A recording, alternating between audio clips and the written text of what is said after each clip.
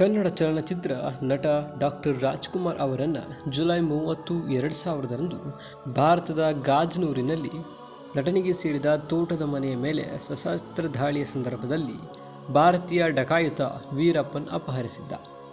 ರಾಜ್ಕುಮಾರ್ ಅವರನ್ನು 108 ದಿನಗಳ ಕಾಲ ಕಸ್ಟಡಿಯಲ್ಲಿ ಕಳೆದ ನಂತರ ನವೆಂಬರ್ 15 ಅಪಹರಣವು ಭಾರತದ ರಾಜ್ಯಗಳಾದ ತಮಿಳುನಾಡು ಮತ್ತು ಕರ್ನಾಟಕ ನಡುವಿನ ಸಂಬಂಧಗಳನ್ನು ಮತ್ತಷ್ಟು ಹದಗೆಡಿಸಿತ್ತು. ಇದು ಎರಡು ರಾಜ್ಯಗಳಲ್ಲಿ ಉದ್ವಿಗ್ನ ಪರಿಸ್ಥಿತಿಯನ್ನು ಸೃಷ್ಟಿಸಿತ್ತು. ಜನರನ್ನು ಅಪಹರಿಸಿ ರಾಜಕೀಯ ಲಾಭಕ್ಕಾಗಿ ಅವರನ್ನು ಸುಲಿಗೆ ಮಾಡುವುದು ವೀರಪ್ಪನ್ ಕಾರ್ಯವೈಖರಿಯ ಒಂದು ಭಾಗವಾಗಿತ್ತು. 1997ರಲ್ಲಿ ವೀರಪ್ಪನ್ ಕೊಳ್ಳೇಗಾಲ ತಾಲೂಕಿನ ಬುರುಡೆ ಅರಣ್ಯದ ಮರುಪಾಲದಲ್ಲಿ 9 ಅರಣ್ಯ ಅಧಿಕಾರಿಗಳನ್ನು ಅಪಹರಿಸಿ ಅವರನ್ನು ಬಿಡುಗಡೆ ಮಾಡುವುದಕ್ಕಾಗಿ ಸರ್ಕಾರದಿಂದ ಅಧಿಕೃತ ಕ್ಷಮೆಯನ್ನು ಕೋರಿದನು.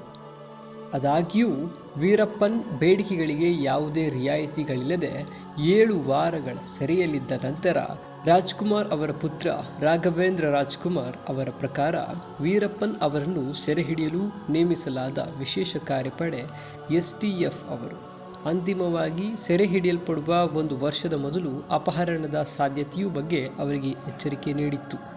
ಆದರೆ ರಾಜ್ಕುಮಾರ್ ಅವರನ್ನು ನಿರ್ಲಕ್ಷಿಸಿದರು. ಅವರನ್ನು ಅಪಹರಿಸುವುದರಿಂದ ಶರ್ಟ್ ಮತ್ತು ಧೋತಿಗಿಂತ ಹೆಚ್ಚಿನದೇನೂ ಸಿಗುವುದಿಲ್ಲ ಎಂದು ತಮಾಷೆ ಮಾಡುತ್ತಿದ್ದರು. ಜುಲೈ 30, 2000 ರಾತ್ರಿ 9:30 ಸುಮಾರಿಗೆ ವೀರಪ್ಪನ್ ತಮಿಳುನಾಡಿನ ಗಾಜನೂರಿನಲ್ಲಿರುವ ರಾಜ್ಕುಮಾರ್ ಅವರ ತೋಟದ ಮನೆಯ ಮೇಲೆ 10 ಅಥವಾ 12 ಜನರ ಶಸ್ತ್ರಸಜ್ಜಿತ ತಂಡದೊಂದಿಗೆ ದಾಳಿ ಮಾಡಿದನಂತೆ. ರಾಜ್ಕುಮಾರ್ ಅವರು ಜುಲೈ 27, 2000ರಂದು ತಾನು ನಿರ್ಮಿಸಿದ ಹೊಸ ಮನೆಯ ಗೃಹ ಪ್ರವೇಶ ಸಮಾರಂಭವನ್ನು ನಡೆಸಲು ಗಾಜನೂರಿಗೆ ಪ್ರಯಾಣ ಬೆಳೆಸಿದರು. ವೀರಪ್ಪನ್ ಮತ್ತು ಅವನ ಗ್ಯಾಂಗ್ ಒಳಗೆ ನುಗ್ಗಿದಾಗ ರಾಜ್ಕುಮಾರ್ ಭೋಜನ ಮುಗಿಸಿದ್ರು. ರಾಜ್ಕುಮಾರ್ ಅವರ ಪತ್ನಿ ಪಾರ್ವತಮ್ಮ ರಾಜ್ಕುಮಾರ್ ಅವರ ಪ್ರಕಾರ ರಾಜ್ಕುಮಾರ್ ಮತ್ತು ಅವರ ಕುಟುಂಬ ಏನಿದೆಯಲ್ಲ, ರಾಜ್ಕುಮಾರ್ ಅವರ ಕುಟುಂಬ ಸದಸ್ಯರು ಟಿವಿ ನೋಡ್ತಾ ಇದ್ದಾಗ ವೀರಪ್ಪನ್ ಮನೆಗೆ ಪ್ರವೇಶಿಸಿ ಕನ್ನಡದಲ್ಲಿ "ನಮಗೆ ಬೇಕು ಸರ್" ಎಂದು ಕೇಳಿದ್ರಂತೆ. ರಾಜ್ಕುಮಾರ್ ಅವರನ್ನು ಮನೆಯಿಂದ ಹೊರಗೆ ಕರೆದೊಯ್ದು ಸುರಿಯುವ ಮಳೆಯಲ್ಲಿ ಬಂಧಿಸಿದರು. ಅವರು ಹೊರಗೆ ಹೋದ ನಂತರ ವೀರಪ್ಪನ್ ಮನೆಯಲ್ಲಿರುವ ಇತರ ಜನರ ಬಗ್ಗೆ ರಾಜ್ಕುಮಾರ್ ಅವರನ್ನು ಪ್ರಶ್ನಿಸಿದರು.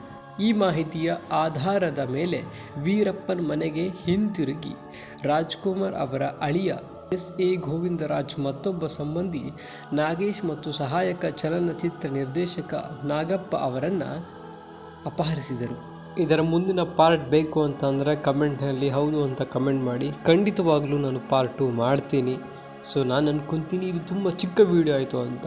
ಸಾಕಷ್ಟು ವಿಷಯಗಳು ಹೇಳೋದು ಬಾಕಿ ಇದೆ.